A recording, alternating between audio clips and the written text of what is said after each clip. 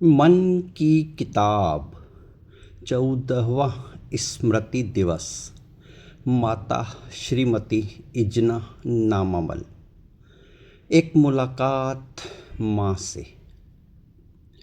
किसे पता था 1 जून 2026 दिन सोमवार की रात्रि का चांद देखने का मेरा अंतिम अवसर होगा।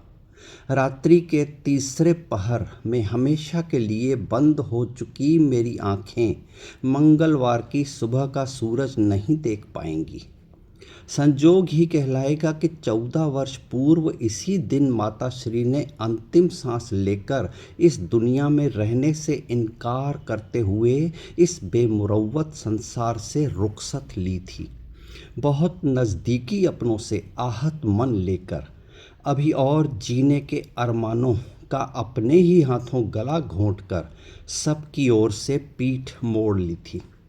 बावजूद इसके कि उनका जिंदा सुहाग मासूमियत भरे चेहरे के साथ मायूस अंदाज में उनकी राह तक रहा था। अपनी जीवन संगनी अब उनका साथ छोड़कर जा चुकी है, यह एहसास होते ही उन्होंने भी अपनी उल्टी गिनती गिनना शुरू कर दी थी। और बराबर 42वें दिन उनसे फंसे हुए कुछ अपनों को मुक्त करते हुए वो भी चल दिए अपनी धर्मपत्नी से मिलने। 1 जून की रात्रि अपनी माँ के ख्यालों में खोया। जब मैं सोया तो अगली सुबह मेरी आँख तो खुली, पर मैं अपने बिस्तर पर न था। मैंने खुद को ऐसे शून्य वातावरण में पाया जहाँ चारों ओर कुछ भी नहीं था। न पैरों के नीचे ज़मीन थी, न ऊपर आसमान था, न पेड़ पौधे, न कोई नदी, न कोई पहाड़, न पशु, न पक्षी, न ही एक भी इंसान। केवल हवा की साएं साएं थी। विस्मय के साथ मुझे दूर बैठी एक महिला आकृति दिखी। नज़दीक पहुँचते पहुँचते वो आकृति हूबहू मेरी माता की आकृति में स्पष्ट झलकने लगी। अविश्वास सा आंखों में लिए मैं बहुत करीब पहुंचकर उनके पैरों पर गिर पड़ा। आंखें बंद किए समाधि अवस्था में बैठी मेरी माता की समाधि भंग हुई और आंखें खुलीं तो मुझे अपने पैरों पर गिरा देखकर गदगद स्वर में, रमेश मेरे बेटे, रमेश मेरे बेटे कहते हुए उन्होंने उठाकर मुझे गले से लगाया। अब मुझे एहसास हुआ कि मैं पृथ्वी लोक से मृत होकर देवलोक पहुंच चुका हूं। पूरे परिवार से बिछुड़ने का आंखों में झलक आया गम माँ से हुई सुखद मुलाकात से हर्ष में बदल गया। माँ की गोद में सिर रखकर मरने के बाद के स्वर्ग के स्वर्गीय एहसास में मैं खो गया। मेरे सिर पर ममत्व भरा हाथ फिराते हुए माँ बोली, रमेश, मैं यहाँ 14 वर्षों से समाधि अवस्था में हूँ। जैसा तुम देख रहे हो यहाँ कोई जीवन नहीं है। हमारा शरीर ही नहीं है तो भूख प्यास इत्यादि कुछ भी नहीं है। आज तुम्हारे आने के पहले 14 वर्ष पूर्व मेरे यहाँ आने के 42वें दिन तुम्हारे पिता नजर आए थे। ऐसा कुछ यहाँ का दस्तूर है कि अपने ही परिवार के एक दूसरे को देख पाते हैं, मिल पाते हैं। तुम्हारे पिता के साथ के मिलन के सुखद क्षण ज़्यादा नहीं मिले। सभी पृथ्वी लोक के सार समाचार देते देते अचानक एक बार ऐसा हुआ कि मुझे कुछ पता नहीं चल पाया था, पर तुम्हारे पिता से स्वर्ग के देवता बातें करते हुए उन्हें बड़े सम्मान से यहाँ से ले गए थे।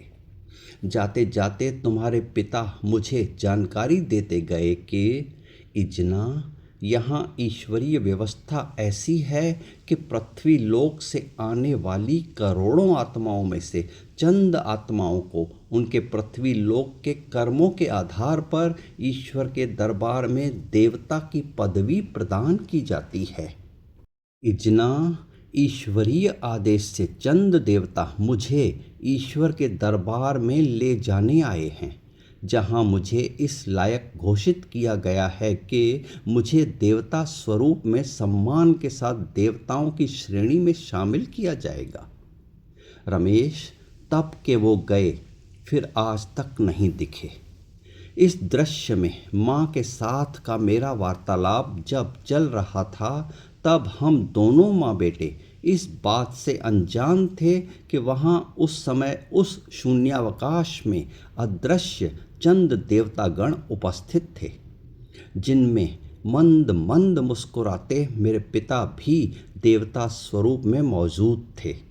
माँ बेटे का यह स्नेह मिलन तब उस देवता पुरुष ने प्रसन्नता के साथ निहारा। सारा वृतांत सुनाकर माँ ने फिर मुझसे पृथ्वी लोक के परिवार के हालचाल पूछे।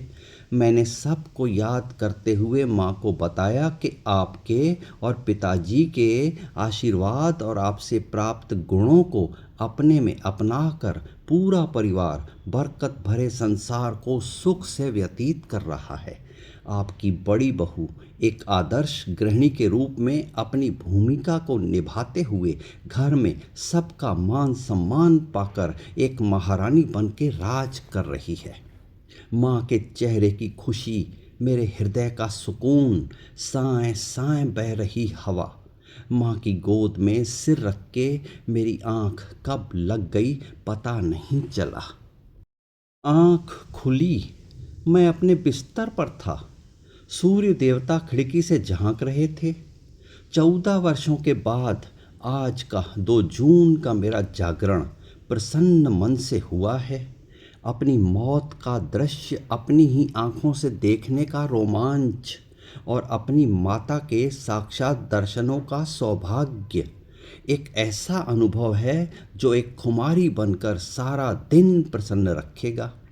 वो माँ की गोद में सिर पर माँ के हाथों का स्पर्श, माँ से मुलाकात का अविस्मरणीय समय सुखद यादों में सुरक्षित हो गया है।